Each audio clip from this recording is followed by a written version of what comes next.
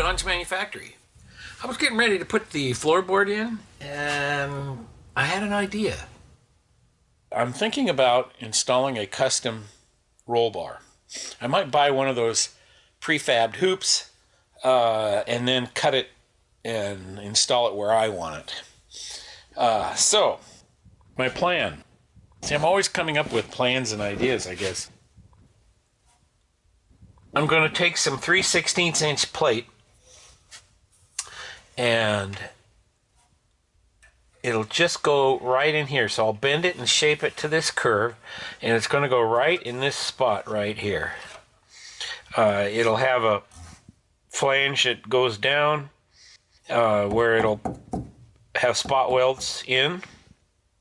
It'll be welded to the torque plate along this, and it will be welded to the subframe.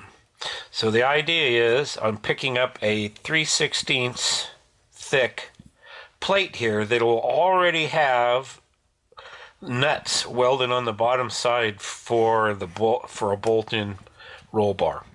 The vertical will bolt here. Now normally you see people bolting them up here. They get maybe 2 bolts through the front lip of the torque box, and then the third one is out here on the floor pan, and they try to sandwich 2 pieces of metal across there, and it's just generally pretty freaking ugly. And it's way forward and sort of in the way.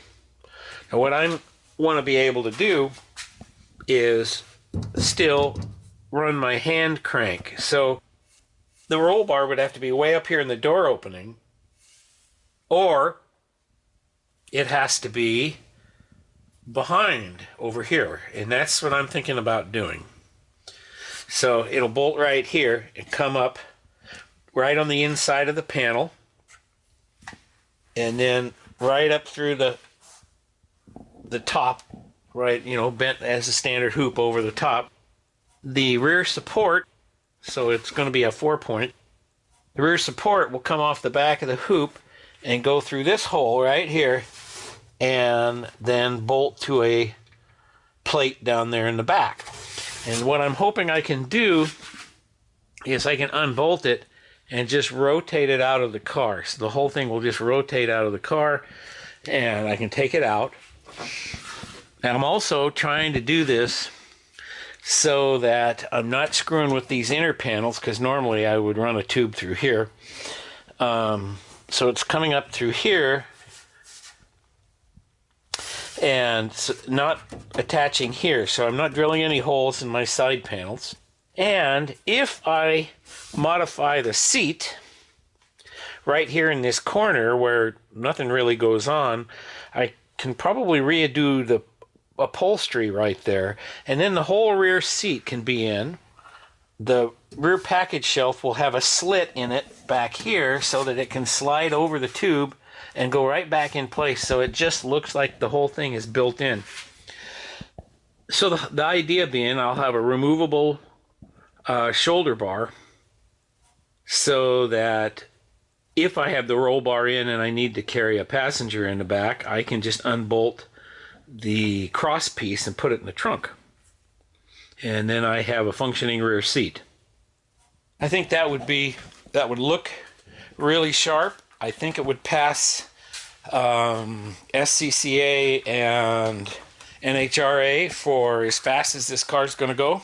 So the holes will be there, the bolts will be there, the plates will be there, and then I'm just going to reassemble the car, and I can always do the roll bar at a later date, even after everything is put back together. I'm not going to spend the money or the time on it right now to like overdo this, overthink it, but I am going to provide for it, and that means I have to weld those plates in now. That way my Mustang continues to be a driver, but it's also set up for some track day stuff, and, you know, safer at the drags. Although I've never really had a problem, but I've never really gone that fast. You know, it's been a 14 flat car for a lot of years because I've never had a transmission that could take traction.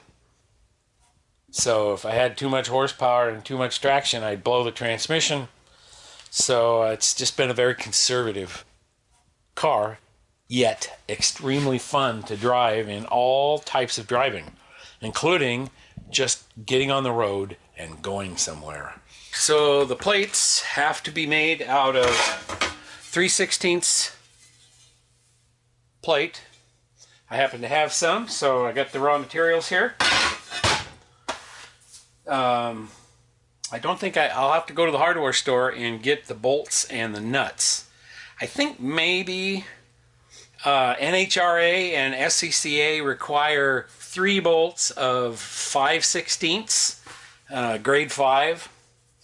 And I'm going to be using 7/16 bolts because I have the room and the space for it, and that's the size that the seat belts are made of, so it should be plenty strong. Now I got to do a quick design phase, measuring up, figuring out what size these plates have to be, and I got to start cutting. All right, so start the time lapse. I'll be trying 2 or 3 different ways to cut the steel. Sometimes I just use the hacksaw. Here I'm using a 16th inch, or actually a 32nd inch blade on the die grinder. I have to stop and wait for the compressor to catch up, and so it's a little time consuming, even though I edited out the parts where I'm just standing there waiting for the compressor. I do have a air saw. You'll notice it's right there to the right of me. Well, your right, my left. It's really slow. I mean, I can actually do a hacksaw faster, and the blades don't last very long.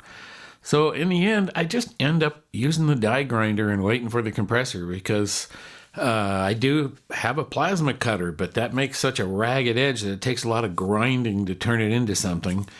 Ultimately, if I use the die grinder to cut the steel, I end up with a nice, clean, sharp edge that needs almost no grinding or anything. I mean, I just have to take the sharp edges off and it's ready.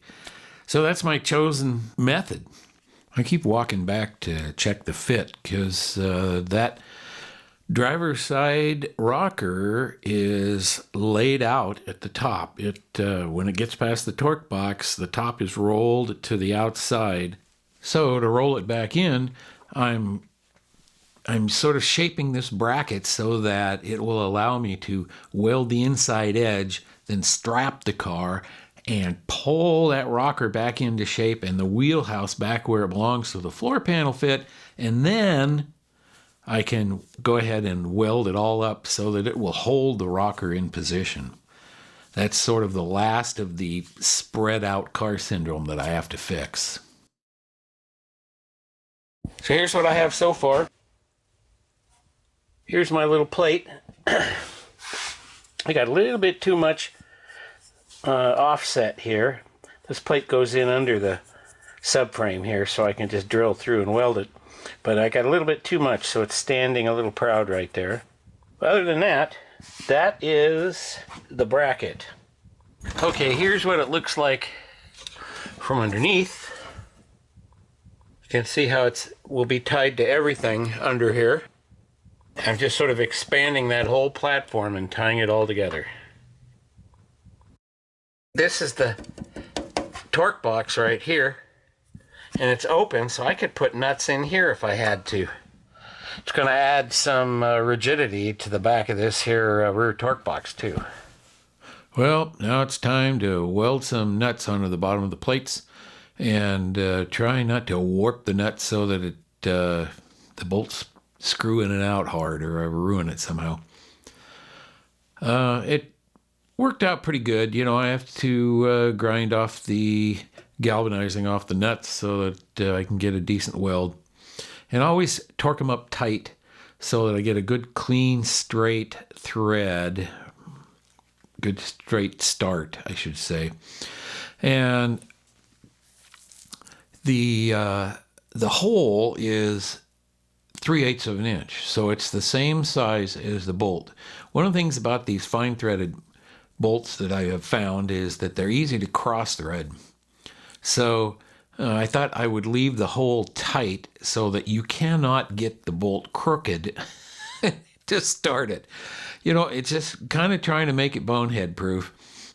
Trying to use the die grinder to cut curves, though, is a bit of a problem. The groove gets wider and wider, and the blade kind of gets bound up in there. So I grabbed the air saw, and after I've ground it a ways, I use the air saw just to cut the last part of it out. Once the bulk of the metal is out of there, then the air saw works pretty fast, and it's not so much of a problem.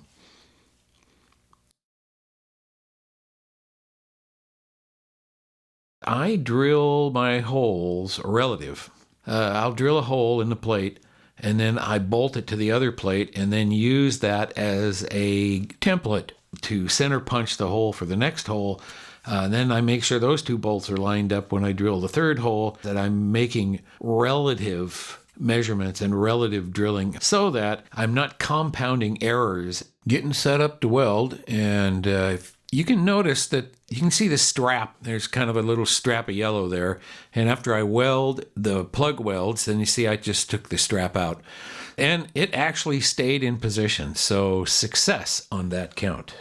In the end, the plates were interchangeable left and right. Bottoms of the roll bar, they were also interchangeable left and right. So they came out identical, even though I was doing everything in a relative manner. Okay, so it's all welded up, and I did have a little bit of problem welding the bottom. Even though I cleaned everything off, I was just having a heck of a time with the welder. So here I am. I'm doing that relative thing. I bolted in with 2 bolts, and then I drill the third hole. And then I can go ahead and put the nut in there and weld it from the bottom. Anyway, just cleaned up the welds. It's okay. It's not, I'm not a certified welder, but I think it's strong enough. It's a stout piece of metal, and it's welded in a lot of places, so I think I'm going to be good. Now I'm just cleaning up so I can paint. Once again, it's just Rust-Oleum rusty metal primer. The black paint on the subframe connectors, I catalyzed that, and it really hardened up well. It's a pretty good surface. There it is. Welded in. Coat primer. Now there's no excuses. I gotta put the floor in. There's nothing left to do underneath it. And the mount plates for the roll bar are in place as well. It's all done. Thanks for watching.